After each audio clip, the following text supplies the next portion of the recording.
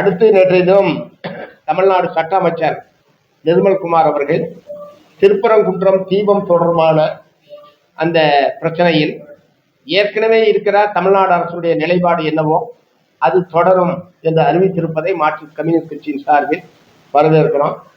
ஏன்னா அவர்கள் மதச்சார்பற்ற கொள்கையிலே உறுதியாக இருப்பார்களா இல்லையா, திருப்பரம் போன்ற பிரச்சனைகளில் என்ன நிலைப்பாடு எடுப்பார்கள் என்பது போன்ற கேள்விகள் ஏற்கனவே கடந்த காலத்தில் இந்த அரசாங்கம் அமைந்ததிலிருந்து இந்த கேள்விகள் எல்லாம் தமிழ்நாட்டில் பலதரப்பினராலும் எழுப்பப்பட்ட கேள்விகள். அதற்கு தமிழ்நாடு அரசின் சார்பில் மிக தெளிவான பதிலை சட்ட அமைச்சர் நிர்மல்குமார் அவர்கள் நேற்றைய தினம் தெரிவித்திருக்கிறார்கள். மக்கள் ஒற்றுமை, மதச்சார்பின்மை வழக்கமாக ஏற்றப்படுகிற இடத்தில்தான் தீபம் ஏற்றப்பட வேண்டும் என்பதை நாங்கள் தொடர்ந்து வற்புறுத்திட்டு இருக்கோம். நீதிமன்றம், நீதிபதிகள் தன்னிச்சையாகவும் தன் விருப்பத்திற்கேற்பவும் மீண்டும் மீண்டும் அவர்கள் புதிதாக வேறொரு இடத்தில் தீபத்தை ஏற்ற வேண்டும் என்று சொல்வதற்கான எந்த நியாயமான காரணங்களும் கிடையாது. இது ஆரம்பத்திலிருந்தே மார்க்சிஸ்ட் கம்யூனிஸ்ட் கட்சியின் சார்பில் நாங்கள் சொல்லி வர்றோம்.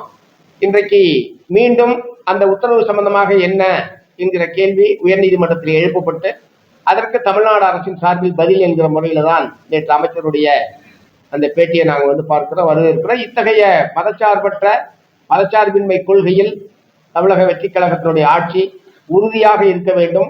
அதற்கு பக்கபலமாக மார்க்சிஸ்ட் கம்யூனிஸ்ட் கட்சி இருக்கும் என்பதை இந்த நேரத்தில் தெரிவித்துக் கொள்கின்றனர்.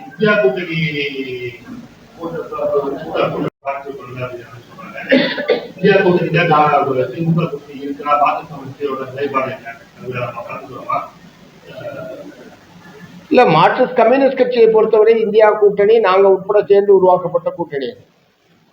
பிஜேபி அரசுக்கு எதிராக, பிஜேபியினுடைய மதவெறி நடவடிக்கைகளை எதிராக நாங்கள் அனைவரும் சேர்ந்து உருவாக்கியது இந்தியா கூட்டணி. அதனால மார்க்சிஸ்ட் கம்யூனிஸ்ட் கட்சி, இந்திய கம்யூனிஸ்ட் கட்சி உட்பட இடதுசாரி கட்சிகள் அதில் உறுதியாக நாங்கள் ஏற்கனவே இருக்கிறோம். எங்களுடைய அகில இந்திய தலைவர்கள் அந்த கூட்டத்தில் கலந்து கொள்வார்கள்.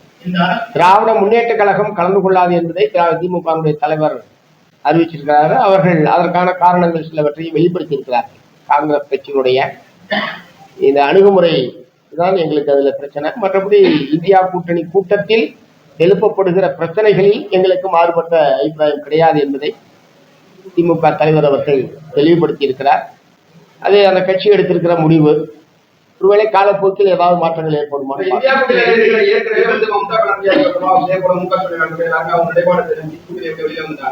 வரக்கூடிய காலங்கள்ல தேசிய லெவலில் மீண்டும் ஒரு புதிய கூட்டணி அமைவதற்கான வாய்ப்பு இருக்கா? அதுக்கு நீங்க உங்களோட நிலைப்பாடு எப்படி இருக்கு? இல்ல, மம்தா பானர்ஜி ஒன்றும் வெளியேறலையே. மம்தா பானர்ஜி இல்ல, 8ஆம் தேதி, நாளைக்கு 8ஆம் தேதி நடக்கிற கூட்டத்தில் திரிணாமுல் காங்கிரஸ் உட்பட கலந்து கொள்கிறது. சொல்ல போனால் இந்த முன்முயற்சியில் அவங்களுக்கு பங்கு இருக்கு.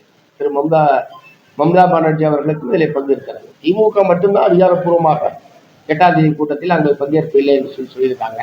ஆனால் நாளைக்கு கூட்டம் என்ன நடக்குதுன்னு பார்க்கலாம். அடுத்து என்ன நடக்கின்றதை யூகத்தில் நம்ம ஒரு முடிவு வர வேண்டிய பிளே ஸ்டோர் மற்றும் ஆப் ஸ்டோரில் இருந்து பாலிமர் செயலியை QR கோடு மூலம் பதிவிறக்கம் செய்யுங்கள். செய்திகளை உடனுக்குடன் பெறுங்கள்.